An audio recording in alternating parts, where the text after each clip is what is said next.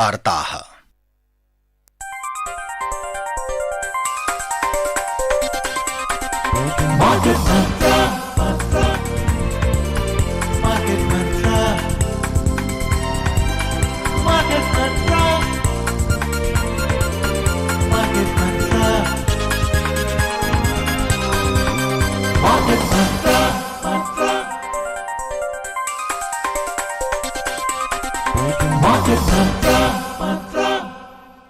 Welcome to this edition of Market Mantra, the program in which we give you a complete update on the economic news of the day.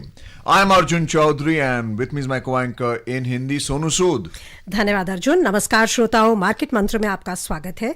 अगले आधे घंटे में हम आप तक आर्थिक, व्यापारिक और शेयर बाजार की ताज़ा समाचार लाएंगे और उन पर चर्चा भी करेंगे। चर्चा के लिए आज कार्यक्रम में आमंत्रित है आर्थिक विशेषज्ञ उदयन रे। उदयन नमस्कार, मार्केट मंत्र में आपका स्वागत है। धन्यवाद सोनू। और अब सबसे पहले हेडलाइंस के साथ हैं Arjun Chaudhary.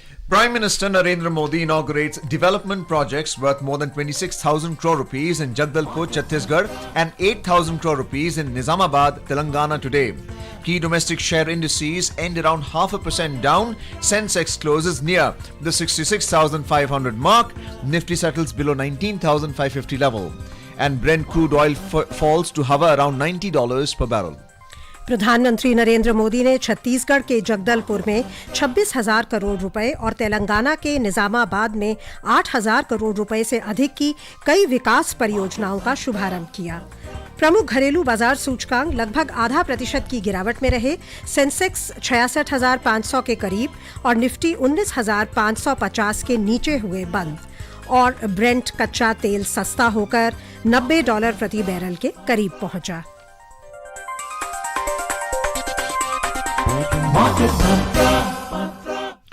In our top story, Prime Minister Narendra Modi laid the foundation stone of development projects worth more than 26,000 crore rupees in Jagdalpur, the divisional headquarters of the tribal Bastar division in Chhattisgarh today. The Prime Minister also dedicated to the nation the NMDC's greenfield steel plant established at Nagarnar in Bastar. Built at a cost of about 24,000 crore rupees, the integrated steel plant will produce high-quality steel. This plant and its ancillary industries will generate employment opportunities for thousands of people. During his visit to Jagdalpur, the Prime Minister also laid the foundation stone for the upgradation of Jagdalpur railway station and also dedicated to the nation the new rail line between Antagad and Taroki and the double rail line project between Jagdalpur and Dantewada. Prime Minister also flagged off the train service between Taroki and Raipur. These projects will improve rail connectivity in this tribal area and give an impetus to the economic development of the area. Besides, the Prime Minister also dedicated to the nation the new road built between Kankuri and Chhattisgarh-Jharkhand border on National Highway 45. उधर प्रधानमंत्री नरेंद्र मोदी ने आज तेलंगाना के निजामाबाद में 8,000 करोड़ रुपए से अधिक की कई विकास परियोजनाओं की आधारशिला रखी और राष्ट्र को समर्पित किया। प्रधानमंत्री ने आज मनोहराबाद सिद्दीपेट को जोड़ने वाली नई रेलवे लाइन और धर्माबाद मनोहराबाद तथा महबूबनगर कुरनूल के बीच विद्युतीकरण परियोजना राष्ट्र को समर्पित की। प्रधानमंत्री ने रामागुंडम में एनटीपीसी के Telangana super thermal power project के पहले चरण की 800 मेगावाट की पहली इकाई भी राष्ट्र को समर्पित की। इस संयंत्र की 85% बिजली का उपयोग राज्य में ही किया जाएगा। इससे उत्तर दक्षिण ग्रिड कनेक्टिविटी में भी सुधार होगा। प्रधानमंत्री ने 20 जिला मुख्यालयों में प्रधानमंत्री आयुष्मान भारत स्वास्थ्य बुनियादी ढांचा मिशन के तहत 50 बिस्तरों वाले आधुनिक ब्लॉक की आधारशिला भी रखी। इस अवसर पर श्री मोदी ने कहा कि पेडापेल्ली में नया बिजली संयंत्र देश का सबसे आधुनिक संयंत्र है और इसके दूसरे चरण में जल्द ही एक और बिजली संयंत्र स्थापित किया जाएगा। प्रधानमंत्री ने कहा कि किसी भी राष्ट्र या राज्य का विकास बिजली उत्पादन के लिए उसकी आत्मनिर्भर क्षमता पर निर्भर करता है। प्रधानमंत्री ने कहा कि सरकार तेलंगाना की ऊर्जा जरूरतों को पूरा करने के लिए काम कर रही है। क्या कहेंगे आप उदयन, जो एक सरकार की जो एक मुहिम है कि पूरे देश में जो लास्ट माइल तक सबको जो विकास है उसका फ़ायदा हो, उसको देखते हुए जो ये परियोजनाएं शुरू की गई हैं, खासकर अगर हम छत्तीसगढ़ में देखें तो ट्राइबल बस्तर जो रीजन है उसमें कितना महत्वपूर्ण आप मानते हैं इनको? देखिए, ये यहाँ पे आप जैसे कि हम जानते हैं यहाँ पे अफेक्टेड एरियाज़ हैं डेवलपमेंट के ना आगे बढ़ने की वजह से सोशल टेंशन्स तो हैं, पीछे से हैं, और उनको आप बड़े जो परियोजनाएं जब आप लगाते हैं, तो मान लीजिए एक स्टील प्लांट लगाते हैं, सिर्फ वहाँ उसके साथ जुड़े हुए कई इकोनॉमिक एक्टिविटीज़ जो हैं वो चालू हो जाती हैं। स्टील प्लांट मतलब एक स्टील की मतलब ऑलमोस्ट एक शहर नया तैयार हो जाता है। दूसरी बात जो है, ऐसे इलाके में नॉर्मली आप अगर प्राइवेट सेक्टर या सरकारी जो ध्यान रहता है वो केंद्रित रहता है, वो इलाके जहाँ पे सड़कों के साथ लिंकेज आपकी अच्छी है, समंदर के पास जो इलाके हैं वहाँ पे हैं, तो जैसे वो हट के जहाँ पे नेचुरल हिस्टोरिकली आप निवेश हो रहा है, बिजनेस एक्टिविटी हो रही है, वहाँ से जब आप दूसरी जगह में जाके, और उसमें सरकार को ही इनिशिएटिव लेना पड़ता है, क्योंकि प्राइवेट सेक्टर सरकार के पीछे आती है।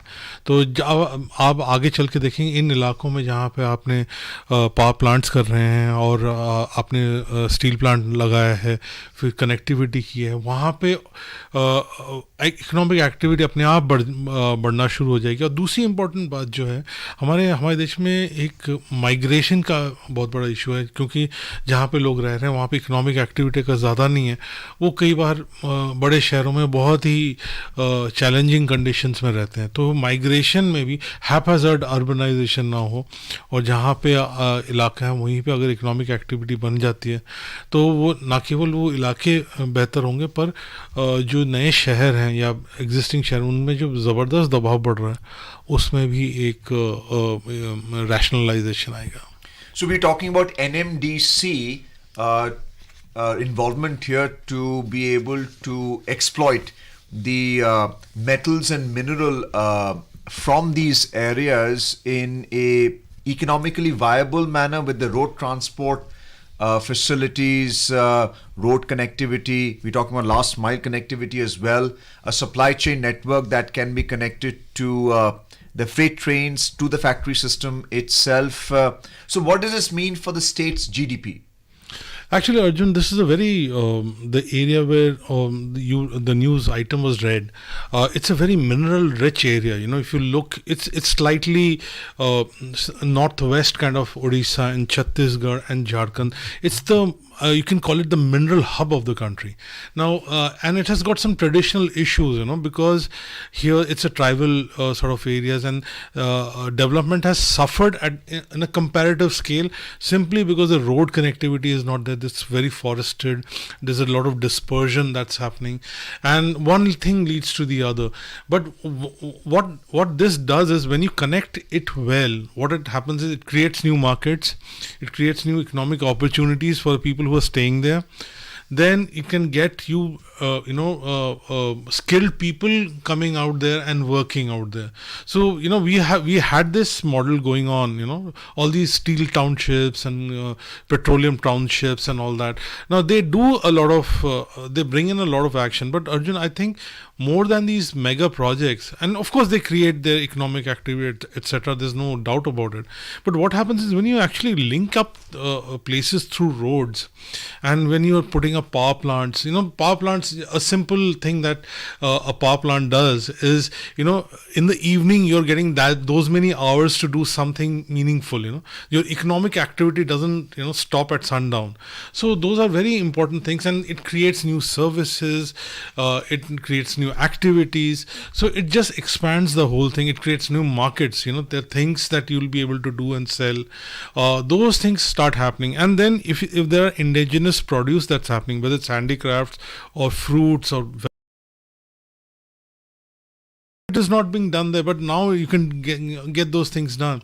So all those things start happening, and these are really some of these areas are challenging areas. Dantewada and all, we know the kind of difficult history in the past it has. So these are good places where action is required, and it looks promising. So जो सरकार की काफ़ी सारी schemes हैं, जैसे vocal for local, या जैसे प्रधानमंत्री जी ने कहा है कि प्रोडक्शन बाय मासेस हो रहा है हमारे देश में, रादर देन मास प्रोडक्शन तो हो ही रहा है, लेकिन प्रोडक्शन बाय मासेस, तो छोटे छोटे जो एंटरप्रेन्योर्स हैं उनको जो कहें कि विभिन्न स्कीम्स द्वारा जो प्रोत्साहन दिया जा रहा है, उसके लिए भी आपको लगता है कि वो सक्सेसफुल हो, उसके लिए जो कनेक्टिविटी है, चाहे वो रेल हो, रेल की कई परियोजनाओं का भी आज अनाउंसमेंट हुई है, रोड कनेक्टिविटी हो, ये बहुत ज़रूरी है। बिल्कुल। और कई बार क्या होता है सोनू, रेल कनेक्टिविटी तो इम्पोर्टेंट होता है क्योंकि आपको रेल और रोड दो ही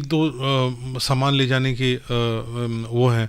पर अगर आप सड़कें भी बनाते चले जाएं, कई ऐसे देश हैं जहाँ पे कई सालों तक सिर्फ सड़कें ही बनती रही। अमेरिका का एग्जाम्पल लिया जाता है, और जहाँ पे कहा जाता है कि 50 के दशक में सिर्फ सड़कें बनती रहीं, और उन सड़कों के बनने की वजह से ही आपकी ऑटोमोबाइल इंडस्ट्री में एक ज़बरदस्त उछाल आया।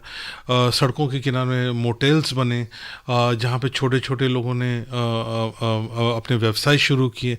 तो कई बार क्या होता है कि ये जो ढांचा, मूलभूत ढांचा से जुड़ी हुई जो इन्वेस्टमेंट्स आप करते हैं, एक्सपेंडिचर्स जो करते हैं, कई बार वो एकदम से नहीं दिखता उसके फ़ायदे, पर एक इलाके को डेवलप करने में बहुत फ़र्क पड़ जाता है, जहाँ पे इकोनॉमिक्स को पलट देता है। मान लीजिए एक इलाके को रीच करने में आपको 4 घंटे लगते हैं, वो अगर 1 घंटे में पहुंच जाते हैं या 1.5 घंटे में पहुंच जाते हैं, सडनली आपके लिए एक मार्केट तैयार है, आपके लिए सोर्स करने का हिसाब किताब बन जाता है, और पूरी बिजनेस एक्टिविटी का एक नया अध्याय खुल सकता है। कि प्राकृतिक संसाधन वहाँ बहुत ही, उसको आप मिनरल का हब जिसे कहते हैं, वो आप कह सकते हैं उसको। आइए अब चलते हैं शेयर बाजार की ओर। प्रमुख घरेलू शेयर बाजारों में आज लगभग 0.5% की गिरावट दर्ज हुई। बंबई शेयर बाजार का सेंसेक्स 66,500 के करीब रहा और नेशनल स्टॉक एक्सचेंज का निफ्टी 19,550 के नीचे आ गया। दोनों सूचकांकों में ये गिरावट नकारात्मक वैश्विक संकेतों के बीच आई। कारोबार की समाप्ति पर सेंसेक्स 316 अंक कम होकर 65,512 पर बंद हुआ। निफ्टी भी 110 अंकों की गिरावट से 19,529 पर बंद हुआ। विस्तारित बाजार की बात करें तो बीएसई मिड कैप सूचकांक 0.1% की बढ़त में रहा, हालांकि स्मॉल कैप सूचकांक में 0.6% की गिरावट दर्ज हुई। The key domestic share indices today ended around 0.5% down. The BSE Sensex closed near the 66,500 mark, while NSE Nifty ended below 19,550 points. Both stock indices fell marginally amid negative global cues. Sensex finished 316 points down at 65,512, while Nifty settled 110 points down at 19,529. In the broader market at the BSE, the mid-cap index added 0.1% and the small-cap index declined 0.6%. In the Sensex pack of 30 companies, shares of 11 companies appreciated while 19 companies declined. Bajaj Finance climbed 2%, Larsen & Toubro gained 1.7% and Titan rose 1.5%. On the other hand, Maruti plunged 2.5%, NTPC declined 1.8% and Tata Motors added 1.6%. In sectoral indices at the BSE, 15 sectors logged gains while 5 fell. Capital goods gained 1% and consumer durables rose 0.8%. On the other side, oil and gas declined 1.3%, while energy and Bankex both fell 1.2%. The overall market breadth was negative as shares of 1,905 companies declined and 1,872 companies gained. A total of 179 shares remained unchanged. रुपए की बात करें तो अंतर दिवसीय विदेशी मुद्रा बाजार में अंतर बैंकिंग विदेशी मुद्रा बाजार में रुपया डॉलर के मुकाबले 83 रुपए 21 पैसे प्रति डॉलर के स्तर पर बंद हुआ। उधर दुनिया की 6 प्रमुख मुद्राओं की तुलना में डॉलर की मजबूती दर्शाने वाला सूचकांक अंतर दिवसीय कारोबार में 107.14 पर था। उद्यन, क्या कहेंगे आप? पिछले महीने हमने देखा कि निफ्टी 20,000 को क्रॉस कर गया था और काफ़ी दिन रहा था, 3-4 दिन उस लेवल पर, और लग रहा था कि शायद एक कंसोलिडेशन हो गई है उस पॉइंट पर, लेकिन अब फिर हम देख रहे हैं कि बाजार में एक गिरावट का दौर हम देख रहे हैं कई दिनों से। इसके क्या कारण आपको दिखाई देते हैं और आगे की क्या प्रोस्पेक्ट्स? देखिए, तीन चीज़ें जो कि डिस्कस की जा रही हैं। एक तो आपके डॉलर में मजबूती आनी है, दूसरा तेल के जो दाम है अभी भी $90 प्रति बैरल के ऊपर है, तीसरी बात है जो अमेरिकी डेट मार्केट्स हैं वहाँ पे वो ज़्यादा रिवॉर्डिंग है। ये एक्चुअली तीनों इकट्ठे काम कर रहे हैं और ये टाइम टू टाइम आते रहते हैं। ये ऐसा नहीं कि एकदम से आ रहे हैं, बीच बीच में आते रहते हैं। ये तीनों इस वक्त काम कर रहे हैं।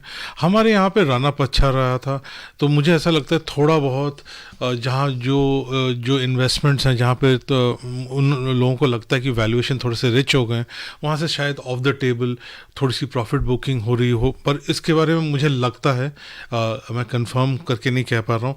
दूसरी बात है मार्केट मुझे ऐसा भी लगता है कि कुछ क्यूज़ के बारे में कुछ इम्पोर्टेंट जगह से क्यूज़ लेंगी। एक तो शुक्रवार को आपके अमेरिका में यूएस में अनएम्प्लॉयमेंट फिगर्स निकलने वाले हैं। उससे फेडरल रिजर्व का क्या रुझान रहेगा, रुख रहेगा इंटरेस्ट रेट हाइक्स के बारे में आके चल के, वो लोग फेडरल रिजर्व को कैसे इन्फ्लुएंस करेगा वो इम्पोर्टेंट है। दूसरा भारत में आरबीआई का भी, तो शुक्रवार तक शायद एक कंसोलिडेशन या एक रेंज बाउंड जो बात है, मतलब एक्टिविटी है, शायद ऐसा रहे। Udayan, just for the benefit of our listeners, there's a minor correction that Tata Motors slipped 1.7% and did not go up because we saw a plunge in the market in sectors, 15 in all. The FIIs were the net sellers to the tune of 2,030 crore rupees, and this was offset to some extent by the DIIs being the net buyers to the tune of 1,361 crore rupees. And we've seen a slide in the market since last week. Now that the markets have reopened, what's your take? Will there be a further correction in the market? It fell by 316 points. How would you advise small investors in this point in time? If there are investors who are not traders, I mean, I don't think I'm even qualified to address that category of participants. But in terms of investors, they don't have to do anything which they were not doing in the past. And if you're investing in stocks, you look at individual stories, you see a visibility in terms of earnings. If you're convinced, it's almost like when you're buying in the market, you want to be a partner with the company. You almost like you want a part of its success story. The idea is not to make a quick buck, but you see a sense that over a longer period of time, say 5-6 years, the company will continue to reward. So now if you're looking like that, then I don't think it's going to be a big issue. And never ever keep investing in one particular area. So if everybody is talking about, say, IT or say auto at one point, never ever jump on the bandwagon. Make sure that it's like a diversified. Yeah, absolutely, like a nice thali. Whether it's a Southern Indian or a North Indian thali, it should be different stuff should be there. And what it does is it actually makes sure that any particular risk in a particular sector. So suppose there's a tractor manufacturing company and that company is probably getting affected at the moment, but there's another company which is completely into passenger vehicles or is into some other areas, say some kind of a high skilled kind of high value output it's producing, technological. So then you can balance things and make sure that on an average you're getting a good return. So that's one thing you do, and then you look at it at a slightly longer horizon. आपने बहुत अच्छी analogy दी, स्वादिष्ट analogy दी थाली की। तो अगर हम इस थाली की बात करें, विभिन्न सेक्टर्स को आपने विभिन्न डिशेस की तरह प्रेजेंट किया, क्या लगता है आपको अब जो रिजल्ट सीजन शुरू होने वाला है उसमें कौन से सेक्टर्स चमकेंगे और इनमें शायद नमक थोड़ा कम होगा या मिर्ची ज़्यादा होगी, स्वादिष्ट नहीं होंगे? देखिए, इसमें आईटी जो स्टॉक्स हैं उनके कुछ चैलेंज तो बरकरार हैं। तो वो वहाँ पे कैसे रिजल्ट्स निकलेंगे वो देखना पड़ेगा। कुछ कंपनी, कुछ एरियाज़ हैं जहाँ पे बेहतरीन काम हो रहा है, मतलब बेहतरीन रिजल्ट्स अभी भी दिख रहे हैं, और जैसे जहाँ पे पैसेंजर व्हीकल सेगमेंट वहाँ पे हो रहा है। पर जो जहाँ पे रूरल कंजम्पशन वाली जो स्टोरी है वहाँ पे एक अभी भी चैलेंज नज़र आ रहा है। जहाँ पे एग्रीकल्चरल कमोडिटीज़ हैं वो एक इलाका है जिसमें अनरावल कर रहा है, मतलब अनवेल हो रहा है कि क्या इम्पैक्ट रहा है, क्योंकि अनइवन सा रहा है मॉनसून का इम्पैक्ट। तो उसके क्या रिजल्ट निकलेंगे, क्या वहाँ पे सरकार आके कुछ कदम उठाएगी, या दूसरी जगह में बेहतरीन हुआ है तो वो आगे बढ़ रहा है। तो बिल्कुल ब्रॉड ब्रश स्ट्रोक से कहना बड़ा मुश्किल है, पर कुछ इलाकों में आपको प्रॉमिस दिखेगा। पर वो बात वहाँ पे वहीं पे आ जाती है कि कौन से कंपनीज हैं जिनके पास जिन्होंने कर्जे कम ले रखे हैं, अनइनकम्बर्ड कैश फ्लोज हैं, रिजर्व्स अच्छे हैं, अनइनकम्बर्ड कैश फ्लोज हैं, और जो कंसिस्टेंटली कर पा रहे हैं। और आप पाएंगे कि ज़्यादातर कंपनी जो आपके निफ्टी पैक में है वो they are performing pretty well, और उन्होंने ये जो पीछे पैंडेमिक का जो प्रेशर रहा है, they have come out of it and more efficient हो गए। तो ऐसे आप पाएंगे। Well, in today's vegan thali, Udayan, we saw PSU banks and capital goods go up. PSU banks by 124 points on their index, and capital goods by 480 points. So, in a day of losses, as far as the Sensex is concerned, we saw PSUs and PSU banks and capital goods go up. Why? Well, Arjun, PSU banks, it could, the overall bit, I wouldn't be surprised if it's a rotational kind of a thing. You know, you're rotating, you've had enough of one particular sector and you want to go. But PSU banks is very interesting and exciting, because all the pain and all the toxicity that was there in the system, I think it has been more or less purged out. And I mean, some of the numbers are very heartening. I mean, whether you look at NPAs and others, I mean, a couple of years back you would go and you would start, scratching your head, what's going on. Things are far better. They look pretty nice, and they're actually primed. When economic activity picks up further, I mean, globally it picks up further, you will find these banks and these the NBFC, they will be in a position to grow with the real economy, because they'll have to give loans and other things. So that's these are some of the things that I think are at play. Udayan, आपने अभी mention किया था कि RBI की कल meeting शुरू होने वाली है और फ्राइडे को अनाउंसमेंट होगी एमपीसी की मीटिंग। आपको उससे क्या आशाएं हैं इंटरेस्ट रेट को लेकर और खासकर कमेंट्री को लेकर? बिकॉज अगर हम जो लेटेस्ट मैक्रो इकोनॉमिक फिगर्स हैं उन पर नज़र डालें तो जीएसटी अगस्त में 1.59 लाख करोड़, सितंबर में 1.6 लाख करोड़ को क्रॉस कर गया। कोर ग्रोथ 14 मंथ हाई पे रही 12.1%। जो पैसेंजर व्हीकल सेल्स हैं वो रिकॉर्ड लेवल्स पर है।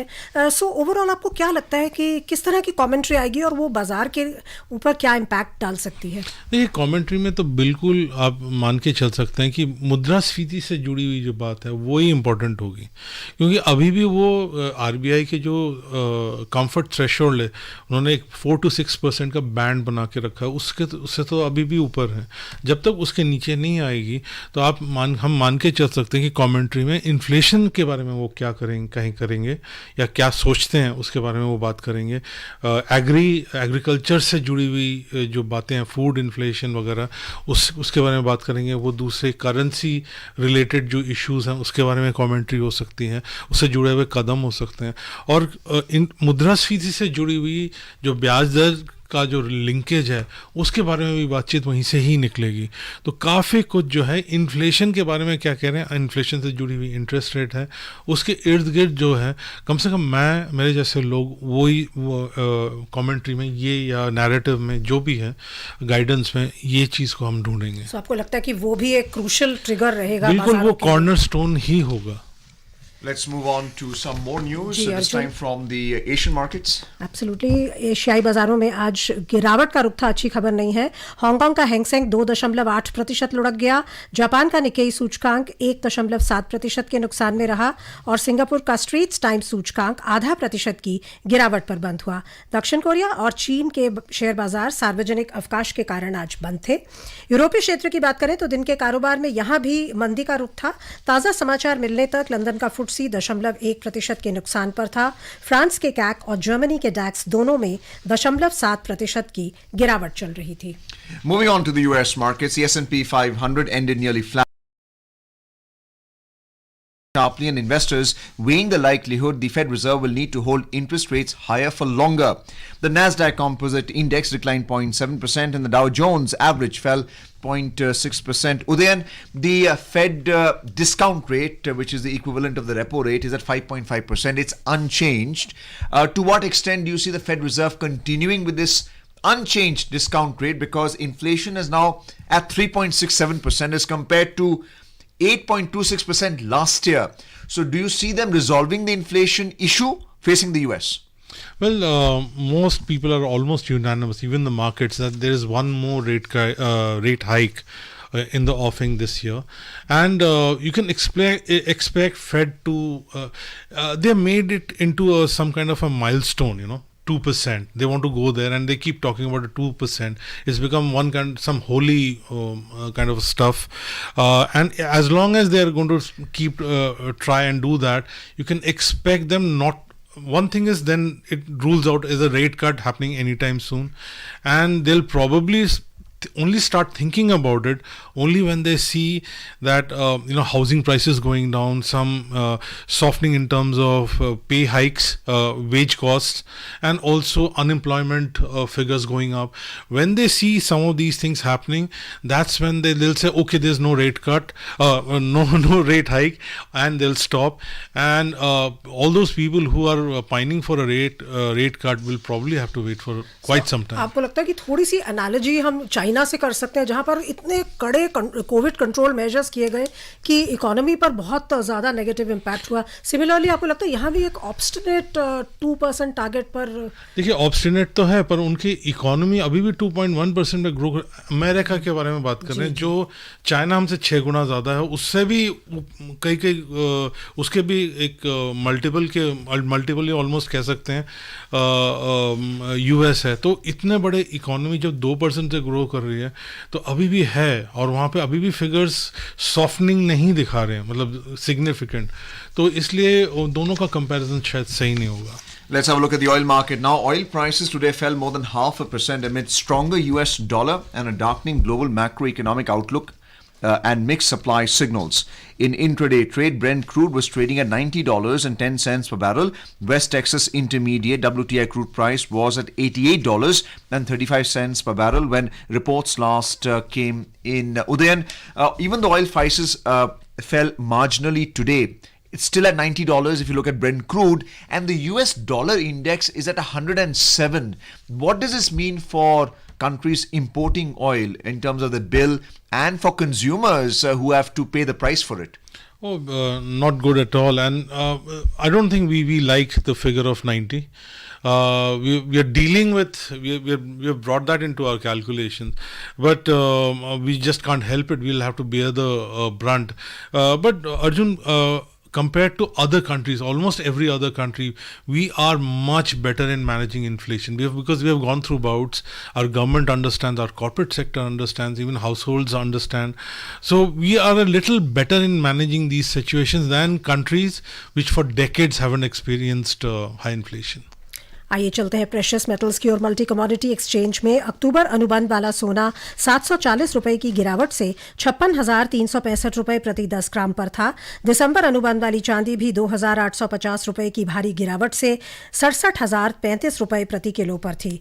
वैश्विक बाजारों की बात करें तो न्यूयॉर्क मर्केंटाइल एक्सचेंज में सोना मंदी के साथ $1,841.60 प्रति आउंस पर था। चांदी भी मंदी दर्ज करती हुई $21.25 प्रति आउंस पर थी। आपका क्विक कमेंट, जो इतनी भारी गिरावट भारतीय बाजार में आ रही है सोने में, चांदी में, क्या लगता है आपको, क्या इसके कारण है?